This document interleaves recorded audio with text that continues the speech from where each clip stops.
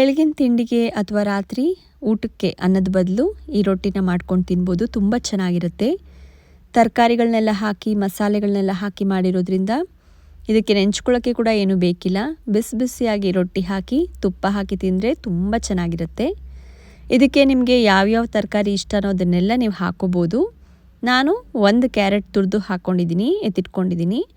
ಹಾಗೆಯೇ ಒಂದು ಅರ್ಧ ಸೀಮೆ ಬದನೆಕಾಯಿನ ಸಿಪ್ಪೆ ತೆಗೆದು ತೊಗೊಂಡಿದ್ದೀನಿ.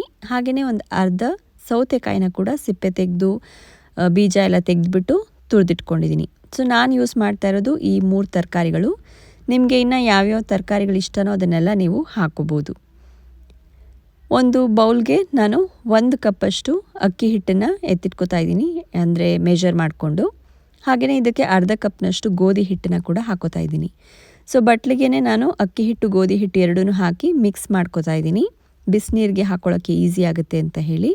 ನೀವು ಬೇಕಿದ್ದರೆ ಹಾಗೆ ಸಪ್ರೇಟಾಗಿಯೇ ಬಿಸಿ ನೀರಿಗೆ ಅಕ್ಕಿ ಹಿಟ್ಟು ಗೋಧಿ ಹಿಟ್ಟು ಸಪ್ರೇಟಾಗಿ ಹಾಕಿ ಮಿಕ್ಸ್ ಮಾಡ್ಕೋಬೋದು. ಸೊ ಇದು 1.5 ಕಪ್ ಆಯಿತು ಹಿಟ್ಟು, ಅಂದರೆ ಅಕ್ಕಿ ಹಿಟ್ಟು 1 ಕಪ್ಪು, ಆಮೇಲೆ ಗೋಧಿ ಹಿಟ್ಟು ಅರ್ಧ ಕಪ್ಪು. ಸೊ ಟೋಟಲಾಗಿ 1.5 ಕಪ್ ಆಯಿತು. ಇದಕ್ಕೆ ನಾನು 2.5 ಕಪ್ ನೀರು ತೊಗೊಂಡಿದ್ದೀನಿ. ಸೊ ಬಾಣಲಿಗೆ 2.5 ಕಪ್ಪಷ್ಟು ನೀರನ್ನು ಹಾಕಿಬಿಟ್ಟು ಬಿಸಿ ಮಾಡೋಕ್ಕೆ ಇಟ್ಕೋತಾ ಇದ್ದೀನಿ.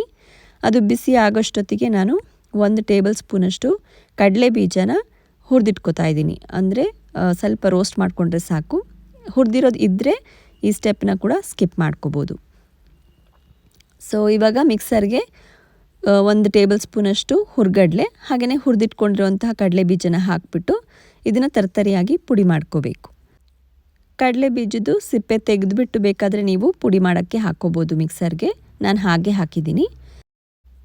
ನೀರು ಕೂಡ ಬಿಸಿಯಾಗಿದೆ. ಇದಕ್ಕೆ ರುಚಿಗೆ ಎಷ್ಟು ಬೇಕೋ ಅಷ್ಟು ಉಪ್ಪನ್ನು ಹಾಕಿಬಿಟ್ಟು ಚೆನ್ನಾಗಿ ಒಂದು ಸ್ವಲ್ಪ ಮಿಕ್ಸ್ ಮಾಡಿಬಿಟ್ಟು ಇದೊಂದು ಚೂರು ಬಬಲ್ಸ್ ಬರೋಕ್ಕೆ ಸ್ಟಾರ್ಟ್ ಆದಮೇಲೆ ಹಿಟ್ಟನ್ನು ಹಾಕಿಬಿಟ್ಟು, ಹೇಗೆ ನಾವು ಇದು ಮಾಡ್ತೀವಲ್ಲ ರಾಗಿ ಮುದ್ದೆಗೆ ಹಿಟ್ಟು ಹಾಕಿಬಿಟ್ಟು ಸ್ವಲ್ಪ ಕುದಿ ಬಂದಮೇಲೆ ಮಿಕ್ಸ್ ಮಾಡ್ತೀವೋ ಇದು ಹಾಗೇ. ಸೊ ಹಿಟ್ಟನ್ನು ಹಾಕಿಬಿಟ್ಟು ಒಂಚೂರು ಇದು ಕುದಿಯೋಕ್ಕೆ ಸ್ಟಾರ್ಟ್ ಆದಮೇಲೆ ಮಿಕ್ಕಿದ್ದೆಲ್ಲ ಪದಾರ್ಥಗಳನ್ನ ಹಾಕಿ ಮಿಕ್ಸ್ ಮಾಡಿಬಿಟ್ರೆ ಆಗೋಯಿತು. ತುಂಬ ಏನು ಕಷ್ಟ ಇಲ್ಲ ಮಾಡೋದು, ಈಸಿಯಾಗಿ ಮಾಡ್ಕೋಬೋದು. ತರಕಾರಿ ಮಸಾಲೆ ಎಲ್ಲ ಹಾಕಿರೋದ್ರಿಂದ ರುಚಿ ಕೂಡ ಚೆನ್ನಾಗಿರುತ್ತೆ.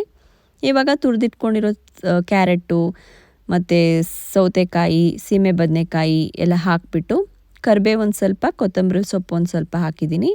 ನೀವು ಇನ್ನು ಪಾಲಕ್ ಸೊಪ್ಪಿದ್ರೆ ಪಾಲಕ್ ಸೊಪ್ಪು ಹಾಕೋಬೋದು, ಸಬ್ಸಿಗೆ ಸೊಪ್ಪಿದ್ರೆ ಅದನ್ನು ಕೂಡ ಹಾಕೋಬೋದು. ಹಾಗೆಯೇ 1 ಸ್ಪೂನಷ್ಟು ಜೀರಿಗೆ, 1 ಸ್ಪೂನಷ್ಟು ಬಿಳಿ ಎಳ್ಳನ್ನು ಹಾಕ್ಕೊಂಡಿದ್ದೀನಿ. ಬಿಳಿ ಎಳ್ಳನ್ನು ಹಾಕ್ಕೊಳ್ಳಿ, ಸ್ಕಿಪ್ ಮಾಡಬೇಡಿ, ಚೆನ್ನಾಗಿರುತ್ತೆ. ಹಾಗೆಯೇ ಒಂದು 3 ಸ್ಪೂನಷ್ಟು ತೆಂಗಿನಕಾಯಿ ತುರಿನ ಕೂಡ ಹಾಕಿಬಿಟ್ಟು ಎಲ್ಲ ಚೆನ್ನಾಗಿ ಒಂದು ಸಲ ಮಿಕ್ಸ್ ಮಾಡಿ ಕೋಲಿಲ್ಲ ಅಂದರೆ ನೀವು ಲಟ್ಟಣಿಗೆ ಇದ್ದರೆ ಅದರಲ್ಲಿ ಕೂಡ ಮಿಕ್ಸ್ ಮಾಡ್ಕೋಬೋದು. ಗ್ಯಾಸನ್ನು ಆಫ್ ಮಾಡಿಬಿಟ್ಟು ಇದನ್ನು ಕೆಳಗಿಟ್ಕೊಂಡು ಮಿಕ್ಸರ್ನಲ್ಲಿ ಪುಡಿ ಮಾಡ್ಕೊಂಡಿರೋದನ್ನು ಹಾಕಿಬಿಟ್ಟು ಎಲ್ಲ ಚೆನ್ನಾಗಿ ಮಿಕ್ಸ್ ಮಾಡಿಬಿಟ್ಟು ಒಂದು 5 ನಿಮಿಷ ಇದನ್ನು ಪ್ಲೇಟ್ ಮುಚ್ಚಿಬಿಟ್ಟು ಇಟ್ಬಿಟ್ರೆ ಒಂದು ಸ್ವಲ್ಪ ಆರುತ್ತೆ. ಆಮೇಲೆ ನೀವು ಆರಾಮಾಗಿ ರೊಟ್ಟಿ ಮಾಡ್ಕೋಬೋದು. ರೊಟ್ಟಿನ ನೀವು ಚೆನ್ನಾಗಿ ಜಾಸ್ತಿ ಹೊತ್ತು ಸ್ವಲ್ಪ ಹೈ ಫ್ಲೇಮಲ್ಲಿ ರೋಸ್ಟ್ ಮಾಡಿಕೊಂಡ್ರೆ ಗರ್ಗರಿಯಾಗಿರುತ್ತೆ ರೊಟ್ಟಿ, ಚೆನ್ನಾಗಿರುತ್ತೆ. ಇಲ್ಲ ಬೇಡ ಅಂದರೆ ಸಾಫ್ಟಾಗಿ ಕೂಡ ನೀವು ಮಾಡ್ಕೋಬೋದು. ಸೊ ಹೇಗೆ ನಿಮಗೆ ಇಷ್ಟನೋ ನಿಮ್ಮ ರುಚಿಗೆ ತಕ್ಕಂತೆ ನೀವು ಮಾಡ್ಕೋಬೋದು. ಇನ್ನು ಖಾರ ಇಷ್ಟಪಡೋರು ಹಸಿಮೆಣಸಿನ್ಕಾಯಿನ ಕೂಡ ಹಾಕ್ಕೋಬೋದು, ಇಲ್ಲ ಚಿಲ್ಲಿ ಫ್ಲೇಕ್ಸ್ ಕೂಡ ಹಾಕ್ಕೋಬೋದು. ತರಕಾರಿಗಳು ಕೂಡ ನಿಮ್ಗೆ ಯಾವ್ಯಾವ್ದು ಇಷ್ಟನೋ ಅದನ್ನೆಲ್ಲ ನೀವು ಹಾಕ್ಕೋಬೋದು. ನಾನು ಈರುಳ್ಳಿ ಎಲ್ಲ ಹಾಕಕ್ಕೆ ಹೋಗಲಿಲ್ಲ, ಯಾಕಂದರೆ ಇದು ಸೌತೆಕಾಯಿ ಎಲ್ಲ ಹಾಕಿರೋದ್ರಿಂದ ಅದು ಈರುಳ್ಳಿ ಚೆನ್ನಾಗಿರಲ್ಲ ಅಂಥೇಳಿ ನಾನು ಹಾಕಿಲ್ಲ. ಸೊ ಇದನ್ನು ಹಿಟ್ಟನ್ನು ರಾತ್ರಿಯೇ ಬೇಕಾದ್ರೆ ನೀವು ರೆಡಿ ಮಾಡಿಟ್ಬಿಟ್ಟು ಫ್ರಿಜ್ಜಲ್ಲಿ ಇಟ್ಬಿಟ್ರೆ ಬೆಳಗ್ಗೆ ಆರಾಮಾಗಿ ರೊಟ್ಟಿ ತಟ್ಕೊಂಡು ಮಾಡ್ಕೋಬೋದು ತಿಂಡಿನ. ಮಕ್ಕಳಿಗೆ ಸ್ಕೂಲ್ಗೆ ಡಬ್ಬಿಗೆ ಕೂಡ ನೀವು ಇದನ್ನು ಮಾಡಿ ಹಾಕಿ ಕಳಿಸ್ಬೋದು, ತುಂಬ ಚೆನ್ನಾಗಿರುತ್ತೆ. ಬೇಕು ಅಂದರೆ ತೆಂಗಿನಕಾಯಿ ಚಟ್ನಿ, ಇಲ್ಲ ಶೇಂಗಾ ಚಟ್ನಿ, ಇಲ್ಲ ಚಟ್ನಿ ಪುಡಿ ಯಾವುದ್ರ ಜೊತೆ ಬೇಕಾದರೂ ನೆಂಚ್ಕೊಂಡು ತಿನ್ಬೋದು. ಇಲ್ಲ ಉಪ್ಪಿನಕಾಯಿ ಯಾವುದಾದ್ರೂ ನೆಂಚ್ಕೊಂಡು ತಿನ್ಬೋದು, ಇಲ್ಲ ಹಾಗೆ ಕೂಡ ತಿನ್ಬೋದು. ಸೊ ನಾನು ಡೈರೆಕ್ಟಾಗಿ ಹೆಂಚಿನ ಮೇಲೇ ತಟ್ಬಿಟ್ಟು ಸ್ವಲ್ಪ ಎಣ್ಣೆ ಹಾಕಿ ಇದನ್ನು ಎರಡೂ ಕಡೆನೂ ನಾನು ರೋಸ್ಟ್ ಮಾಡ್ಕೋತಾ ಇದ್ದೀನಿ, ಅಂದರೆ ಬೇಯಿಸ್ಕೊತಾ ಇದ್ದೀನಿ. ಸೊ ಇದಿಷ್ಟು ಮಾಡಿಕೊಂಡ್ರೆ ಆಯಿತು. ನಾನು ಚಟ್ನಿ ಪುಡಿ ಹಾಗೆಯೇ ತುಪ್ಪದ ಜೊತೆ ಇದನ್ನು ಹಾಕಿ ತಿಂದರೆ ತುಂಬ ಚೆನ್ನಾಗಿತ್ತು. ನೀವು ಒಂದು ಸಲ ಟ್ರೈ ಮಾಡಿ ನೋಡಿ. ಏನೇನು ತರಕಾರಿಗಳು ಇಷ್ಟನೋ ಅದನ್ನೆಲ್ಲ ಹಾಕಿ ಮಾಡಿಕೊಂಡು ತಿಂದು ಹೇಗೆ ಬಂತು ಅಂತ ಕಮೆಂಟ್ಸ್ನಲ್ಲಿ ಹೇಳೋದನ್ನು ಮರಿಬೇಡಿ. ನಿಮಗೆ ಇಷ್ಟ ಆದರೆ ಈ ರೆಸಿಪಿ ನನ್ನ ಚಾನಲ್ಗೆ ಸಬ್ಸ್ಕ್ರೈಬ್ ಆಗಿ.